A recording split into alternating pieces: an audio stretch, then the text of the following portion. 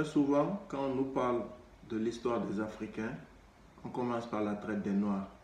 400 ans d'esclavage, et voire même plus, et de la colonisation, c'est-à-dire tout le mal qu'on nous a fait. On ne nous parle jamais du positif qu'on a apporté. Pendant que, avant même cet esclavage, nous avons été première puissance du monde, au moins 2 fois. À l'époque de l'Égypte antique, les Africains noirs ont gouverné le monde entier et se sont étendus sur tout l'étendue du territoire qui leur était proche.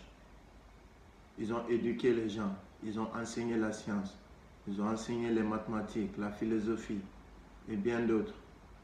À l'époque du Manding, l'Afrique était première puissance. Oui, on a écrit la première constitution qui s'appelle la charte de Kouroukanfouga. On avait l'or en abondance. Les gens venaient se nourrir chez nous. Mais tout cela, on nous parle de ça en parabole. Et même quand tu en parles avec certains frères noirs, kamites ou africains, on te dit non, ça c'est il y a des siècles, ça c'est il y a des milliers d'années. Donc on nous fait comprendre que nous n'avons rien foutu. Nous étions juste là pendant des millions d'années, sans rien faire. C'est le blanc qui est venu un beau jour pour nous éduquer, pour nous apprendre la civilisation. Pendant que c'est faux, c'est absolument faux. Et même après cette colonisation et même après l'esclavage, nous avons apporté beaucoup de choses à l'évolution de ce monde. Mais on ne nous en parle jamais, c'est pour qu'on doute de nous-mêmes. Parce que si tu ne sais pas d'où tu viens, tu ne peux pas savoir où tu vas. Donc ici, on va vous parler des gens qui sont omis de l'histoire volontairement pour que nous les Africains, nous pensions toujours que nous n'avons rien apporté de concret, d'important dans l'évolution de l'humanité. Aujourd'hui, je vais vous parler d'un homme qui s'appelle Gareth Morgan. Qui est Gareth Morgan? Gareth Morgan, c'est l'inventeur noir des masques à gaz. C'est lui aussi qui a inventé les feux de signalisation. Il a aussi amélioré les machines à coudre, car avant c'était des machines trop archaïques.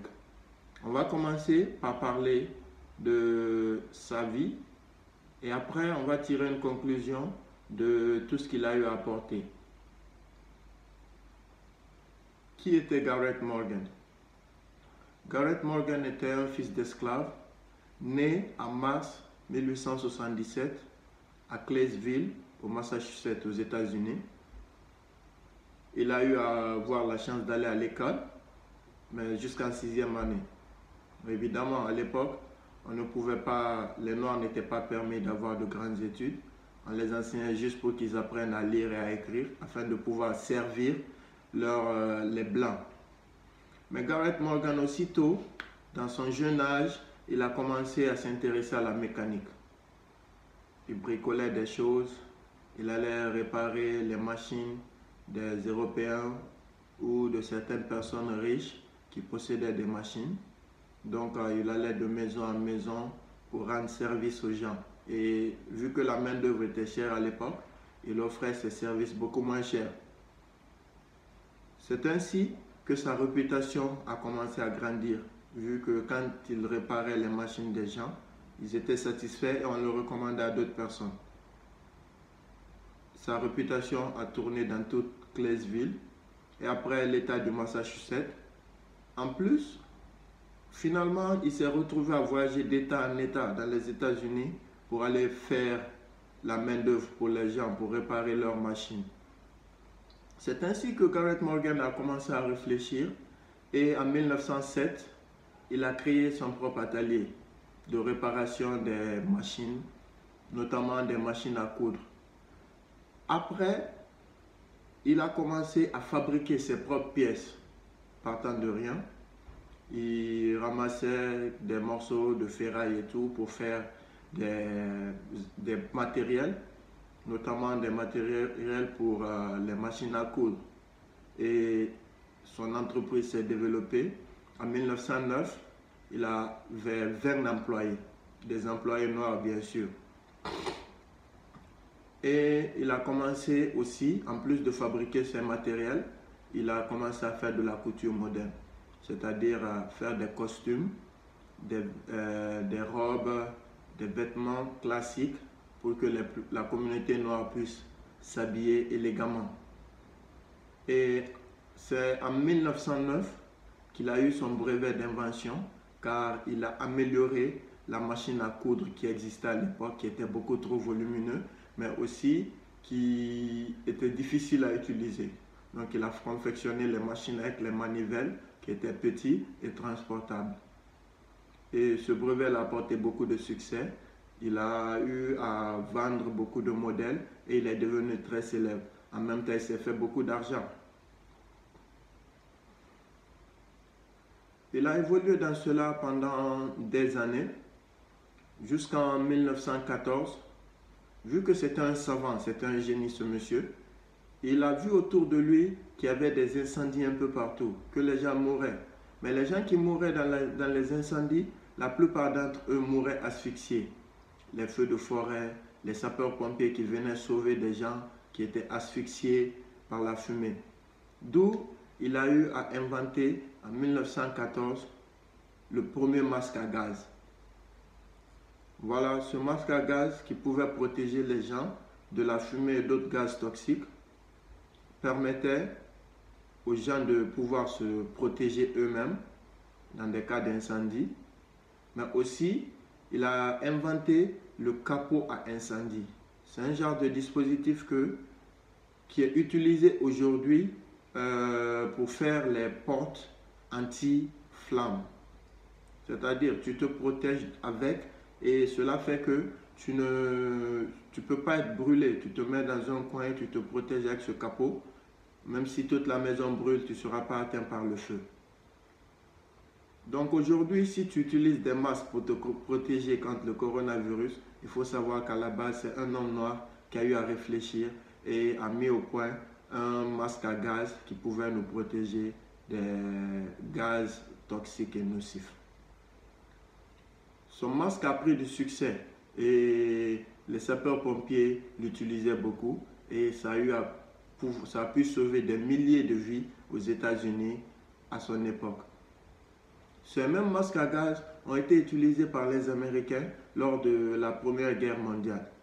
Évidemment, vu que la guerre était de tout genre, physique, on empoisonnait, il y avait les gaz toxiques qui étaient diffusés, les Américains pouvaient balancer des gaz sur leurs ennemis et que leurs militaires ne soient pas affectés. Au fur et à mesure, il s'est fait encore beaucoup plus d'argent parce qu'il a vendu son brevet à une entreprise américaine qui multipliait ce masque à gaz et qui le vendait un peu partout dans le monde. Les Européens, les Asiatiques, tout le monde venait vers cette entreprise pour acheter ces masques à gaz qui étaient une invention extraordinaire et qui le reste jusqu'à nos jours parce que les masques à gaz, c'est quelque chose qui est vraiment hallucinant. Avouons-le. Garrett Morgan s'est fait beaucoup d'argent dans l'industrie du masque à gaz.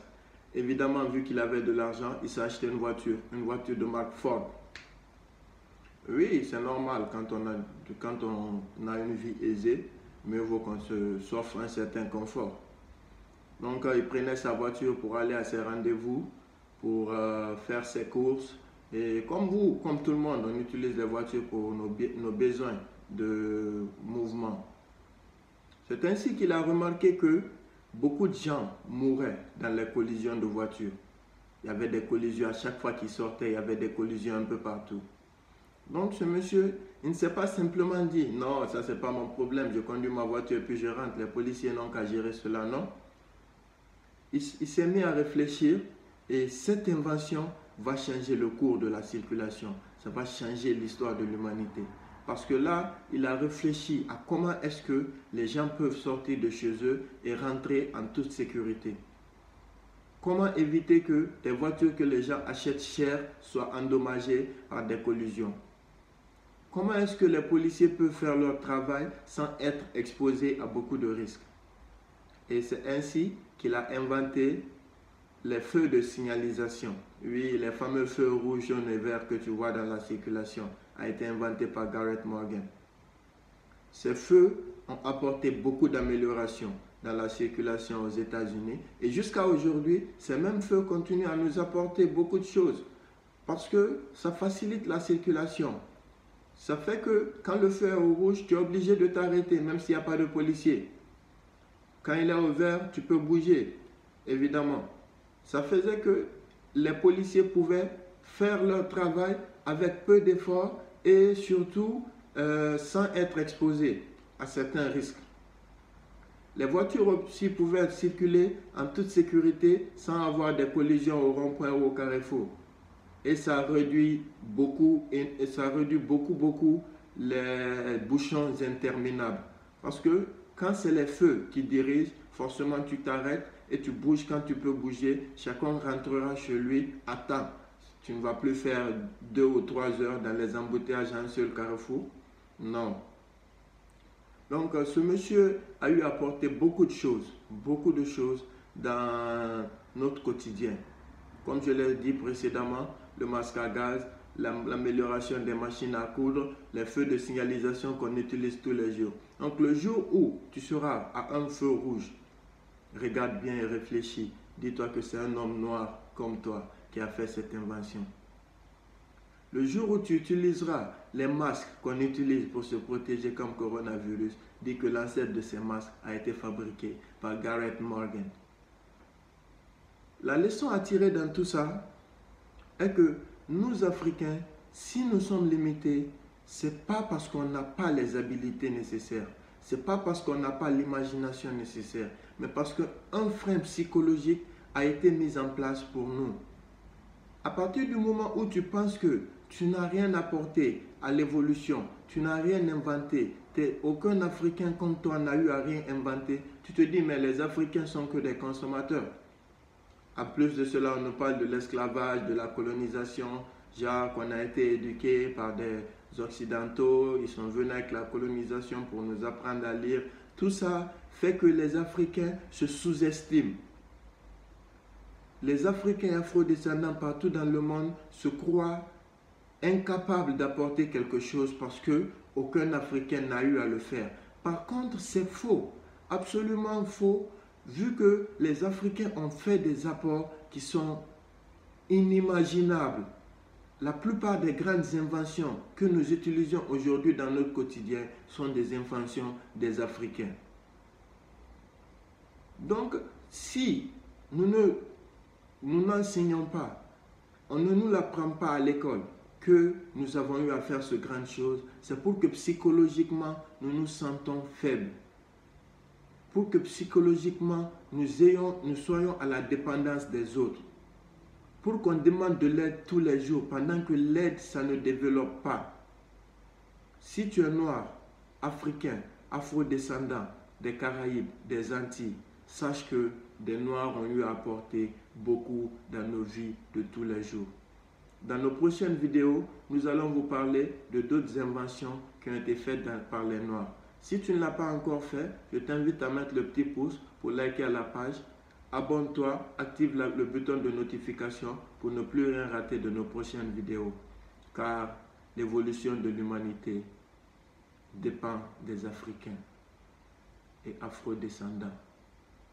Et aujourd'hui, tout se joue chez nous, tout se joue en Afrique. Les industriels européens courent vers l'Afrique. Les multinationaux courent vers l'Afrique. Les Asiatiques courent vers l'Afrique. Qu'est-ce que nous, Africains, attendons pour mener de grandes études? Qu'est-ce qu'on attend pour faire de grandes inventions pour concurrencer ces Européens, ces Asiatiques, ces Arabes sur notre continent? Car notre continent est l'avenir. Merci. Je vous souhaite une excellente journée.